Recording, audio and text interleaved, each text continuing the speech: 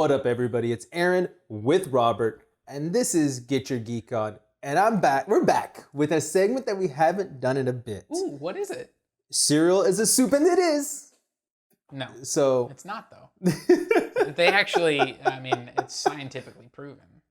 That one lady on that video said, if you can eat with a spoon, though, it's a soup. Yeah, no, I think what she literally said was, if I eat it with a fork, it's not a soup. But that does not mean the reverse is true. That's not what she said. And if you go through her opinions, They're all over the place. I think she's not the person you want to rely on. No.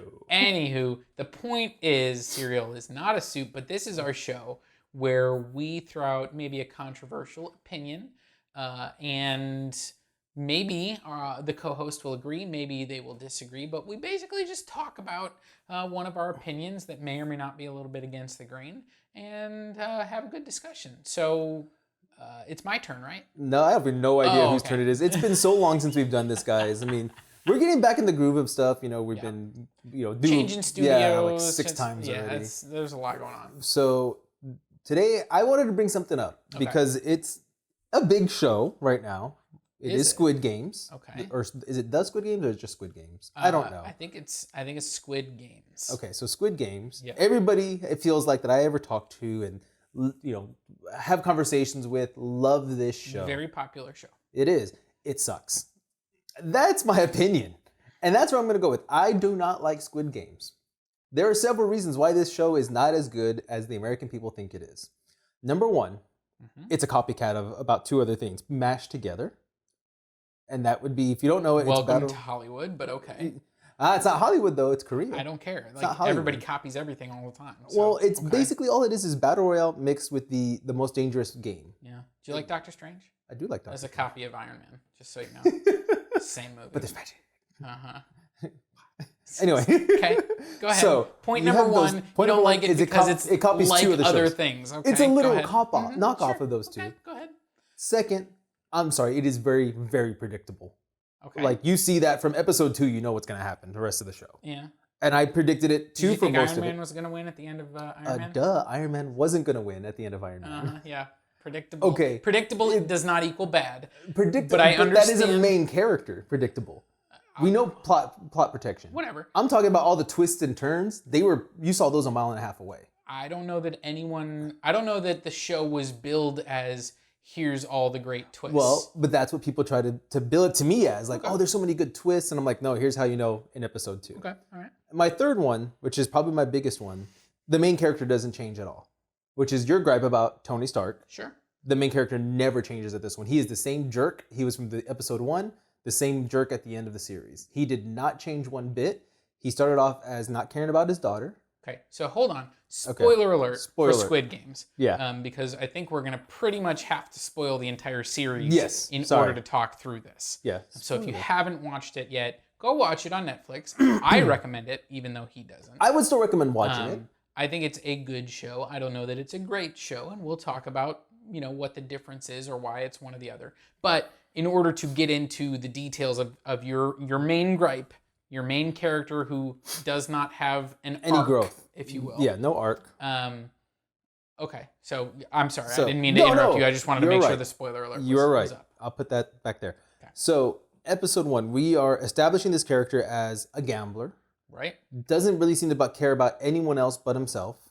I would say, I don't know that he doesn't care. I think he is prone to making very bad decisions. Okay. And so he has a compulsion, it feels like. Yeah, I'll give you that. And that leads him to make bad choices. I think he does care about his daughter. He does care about his mother, but not enough to break away from his patterns. Exactly. I'll give you that. So, I mean, we see he doesn't treat his daughter well. He doesn't treat mom well. He even takes the tip money he lost from the girl he gave it to because he lost money. We see the addiction with gambling. We see he owes bunches of people money. So we paint him as not a good person when it comes to that situation, I guess. I disagree. I don't think he's a bad person. I think he's a person who's in difficult circumstances making bad choices. It's I actually was talking about a friend this the other day. you can love somebody doesn't mean you love their actions. And I feel like that's what we're building this character as. We love you, you're a good person, but we don't love your actions. Yeah, I think at his core, he is someone who, you know, it's just he doesn't plan well. He makes poor impulsive decisions. Yep. But I think again in the interactions we see of him, especially with his daughter, but even with his mother too, you can tell that he really does care. He's trying. He's failing. And that's self-destructive. It's his own fault that he's failing. But I wouldn't just blanket say like he doesn't care about them or he doesn't love them or to me, I think he made poor choices because he, whatever his addiction was or however, like gambling is an addiction, when he was desperate, that leads him to make bad decisions. Possibly, and we see that throughout the Squid Games. I think that he does make impulsive decisions, and when he tries to really think, he overthinks it, then he messes up anyway. Right. But it worked out in his favor. He got lucky. Let's face it, he's full of luck. Oh yeah, I will 100%. give him that. I mean, he did not survive because of skill. Literally He's just luck. Survived almost every task because of luck. I will say the final one, he did display a little bit of skill in that. What, he was the best friend? Yeah. Yeah, that was skill, and I think the marble one was compassion. Because he didn't want to take it he screwed up, but then he started feeling sorry. And he didn't want to take that last marble almost. Well, once he got called out about it. Well, yeah. And he did feel bad, but he 100% made the selfish choice to save himself. So at that point still, 7 days into this, or 6 days. Through deception. Yeah. By the way. So he didn't change still at that point, to me. Okay. At the very end, first of all, he never swore to protect the girl's brother. He didn't say the words, no. But he gets the kid out of, at the end of it, gets the kid out of the orphanage. Right. Passes it to his best friend's mom. Gives her a crap ton of money. I mean... Looks like half the amount. Yeah. I mean, just a crap ton. Goes getting on a plane to go see his daughter when he sees it all starting all over again for somebody else. Right. Getting dragged into the Squid Game. He confronts the person, grabs the phone number, makes the phone call, and he basically says, how could you live with yourself? And they tell him, just get on the plane and go. What does he do? He abandons going to see his daughter and give her the gift that he's been promising her since the very beginning of the series, and he doesn't go. He turns around and says, I'm going to try to fight these people off because I'm a badass now. No, they're going to kill you. They're going to flat out kill you. You dumbass. I'm going to curse and I'm going to have to fix that part. But yeah. So... He didn't change. So I disagree. I think he did change. He abandoned the two kids. Hold on. Okay. So we established his main character trait was impulsivity and, poor decisions with money. Right. And we see after he wins, it cuts to a year later and he hasn't touched that money. Right. Which, by the way, if he didn't touch that money, how did he not kill him? Why would they kill him? Because remember, he was supposed to pay the other sharks off within the next month, or they were going to take his body parts. Again, I'm not saying that this is a perfect series. That is certainly a plot hole. But at the end of the day, what we can assume at least is that he took out that 10,000 right at the beginning, and then I don't know. I'm gonna assume he took a little bit more than that. I'm assuming he paid everybody. Paid off whatever his small debts were, and did the funeral for his mom, whatever. We assume that. But then he just lived his life kind of like he normally was, whether you want to call it depression, guilt, whatever. But I think that choice was actually contrary to what he would have done at the beginning of the series. Okay. At the beginning of the series, if he had 45 billion won or whatever they call it, he would have been gambling it, he would have been spending it, he would have been acting very irresponsibly with that money. By the end of the series, he is not doing that. And I think by the way, then once we do see him take the money and he's making choices, he cleans himself up. Right. He does go get the brother of the one character. I can't remember her name, but yeah. And I think he knows that not only is he not fit to be a father to his own daughter, Mm-hmm. but after everything that he's seen, like, there's no reason he should parent this child. Okay. So his responsibility in that moment is, I'm going to get him out of an orphanage and into a home that can support him with someone that I know. Mm-hmm. And so, I mean, he was childhood friends with Sang-woo. Here's Sang-woo's mother. She certainly seemed very open to this idea. Like, she was totally on board with raising a kid. I'm assuming she knows her son's dead at this point. Because they do give you money. I mean, like, when he first comes out, we know for sure she doesn't, because she asks him if he's seen Sang-woo. A year later, I think we can reasonably assume that she, obviously she's had no contact, and so we don't know exactly. We know the Squid Game people have said your family will get X amount of money upon your death. Well, no, that was only if they voted and everybody stopped playing. Then all the dead players would have gotten the money that was allotted for them. I thought they got it. No, but because someone won, they get all that money. That was all the dead people. Like, that's literally, it's blood money. Yeah. Like, that's every person in the games was worth a certain amount of money. Yeah. And if you win the games, you get all that money. Gotcha. So yeah, no, as far as I know, none of their families got any money. For them. But my point is that I think he's making responsible choices. He makes the responsible choice to not gamble away the money. He makes the responsible choice to get that child in a situation where it's going to be a healthy environment. With someone that at least he knows. He grew up with her. We saw them interact a couple times. Right. So, he go, okay, this person knows how to raise a kid. Yeah. Like, here we go. Now, the point about his daughter, she's living in a stable environment with her mom and stepdad in America. We assume he's going to visit her, but he's probably not going to stay. No, yeah, he was just visiting. It's just a visit. And so when he's confronted with the reality of this ongoing thing, instead of making the selfish choice, which is to ignore it and just move on, I think he makes a stupid but brave choice to say, I'm going to try and stop this because no one else should have to go through what I went through, which is not the choice he would have made at the beginning of the series. Okay. So I understand your point, and I'm not saying he's making a smart decision by deciding to fight the Squid Game people. Fight these people. But what I am saying is that is not a decision he would have made at the beginning of the series. I guess I can agree to an extent, but my point, I guess I look at it this way. He gives the kiddo to his best friend's mom. But the girl told him the mother is still alive.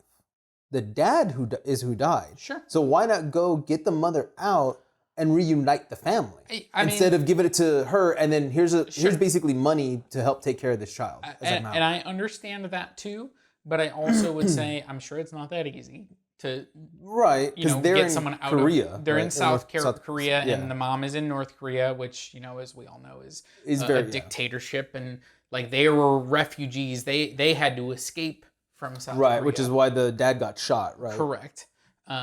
Or to South Korea, I mean. Yeah. I knew what you meant. I know. I just gonna correct it for the video. Yeah. But yeah, I understand. I don't know that that's the commitment she was asking him to make, nor do I know that that's the commitment he did make. I think you're right. He could have taken it a step further, but I think it's well established he's not the smartest character. Yeah. So I think what he did was, I'm going to get this kid out of the environment he's in. I'm going to fulfill my promise, get him into a healthy environment. Here's money that I know he's going to be taken care of. God, and I'm good. So much. Yeah. And I hope, we'll see. Like you said, hopefully she got about 20 billion won. We would say, let's say he paid his debts and everything. Yeah. So he got about 15 to 20. I think the exchange rate comes around to it basically equates to like $35 million for total. Yeah. So she would have gotten, 17 somewhere, and this is all like tax free, you assume. Yeah, exactly. The Squid Game taxes you. Right. We need a tax write-off. That would be hilarious. The one guy, hold on, wait. Take out so much money in tax. Why? We gotta pay taxes. Yeah. So on this island. I will say again, I think he did show some growth. I don't think it was necessarily a perfect arc or a perfect series. Yeah. I think there were some plot holes. There was. I agree with you on your second point. I don't know that there were a whole lot of shocks in terms of like the plot. There certainly were like shocking events that happened where it's like, whoa, like that just happened. But in terms of like which characters, died at which points or how that was not surprising to me. No. I think The brother thing didn't surprise me one bit. no, the reveal of who the front man was did not surprise me. The old man actually didn't even surprise me. That was the only one that I was like, they revealed it and I was like, wait, what? And then as I started thinking more about it, I went, okay, I think I can track where they were kind of setting that up in the earlier episodes, but I didn't see it coming. That is the one twist I will say that I did not see coming. And I don't know that I even liked that twist. Yeah, I have a whole thing on that too. I mean, because I kind of had a feeling when the detective or inspector, I don't know what he was, when he saw the mask there, and I'm like, okay, why is no one wearing it? The whole suit. It threw me off for a second. Yeah. But solidified me knowing it was him though is when we never saw the old man get shot. Everyone else we saw on screen get shot. We didn't see a body. Nope. Like because we didn't. I don't think we saw Ali get shot, but we did see his body right after he got shot. Yeah, and you see his reaction because the guy's watching or he's listening to Ali get shot. Right. So he goes down. Well, and we know that. I mean, Gun-hee, I think is his name. He obviously thought they killed the old man. It was the same type of because Sang-woo was not watching them kill. No, because he's already walked off, and the camera angle is just showing the back of the squid guy's head, and that's it. Yeah. So, but yes, I mean, we pretty much see bodies for everyone else, or they're killed in such a way that we know that they definitely know they died. Like the people that like Dak-soo, the bad guy, that like fell from the raptors. I don't think we saw his body on the ground, but it was like we know you assume he is dead. Yeah. But yeah, I mean, I think it didn't really stand out to me at the time, which it should have. It obviously was tipping me off, but it didn't really stand out to me. And I think I was caught up in the emotion of the moment because it really was like that episode. I thought as much as it was very predictable because I was like, as soon as they started pairing off, it's like, well, every pair is only half of them are walking out. Yeah. It's like, I totally saw that coming, but it was still very effective the way they wove those stories of like Sang-woo and Ali, and the deception that clearly Sang-woo was willing to go to, the Gun-hee and the old man, which, we saw play out very interestingly. And we saw, that way the two women and the way that played out. That one actually was what got me. Yeah. And so it was like, I thought those were all really interestingly told. And so even though it was very clear to me which three characters were going to survive out of those six characters, it was like, okay, I know it's going to be these three. The way they got to the solution, I still thought worked for me. So that's kind of where I'm at, is that I wasn't shocked by almost anything in the show, but it like the way they built to it and the way they revealed it worked for me as a narrative story. It worked for me as a commentary about, capitalism. It worked for me just as a piece of entertainment. Yeah. Again, I don't think it's perfect. I don't think it's like the best series ever. I've seen, plenty of other Korean stuff, not as much as I would have liked, because Korean cinema is a lot of great stuff. They're blowing it up right now. They really are. But, it's definitely one of those things where I'm like, yeah, this is a good series. Is it a great series? No, but I think it's a good series. I will say it's a good series overall. But again, the people who are hyping it up so much is like, this is the best thing since sliced bread. I'm like, no. Go watch Battle Royale. Or read the book Battle Royale. The films suck. Go watch, go read Hunger Games. Don't watch that one either.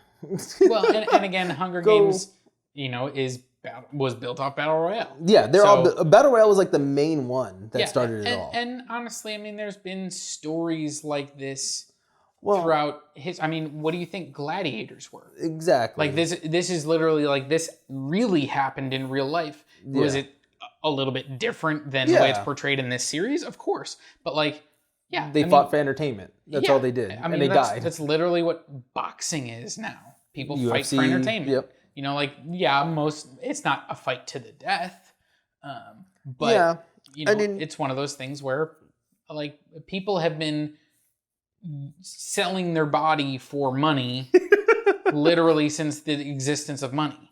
Like that's whether you want to say it's, you know, for whatever reason. I mean, professional athletes are selling their bodies for money. Yeah. Like that's what they're doing. That is true. So it's one of those things where I think, although I understand that, you know, like the concepts that it's built on are very similar to other things that have been in existence before, I thought it was a fresh take. I thought it was an interesting way of doing it where, you know, like in Hunger Games, it's more like random and it's children, you know, and it's more of like a show of power, like it's a public thing. It's a show of power from the government. This is totally private. Like this is literally just, they want to bet on people, which is like, you know, man is the most dangerous game. You know, like that's kind of like, it's like what depths will people go to for money? Which is why, like, I think maybe the most interesting thing about the series in hindsight is the old man's decision to let everybody back out into the world.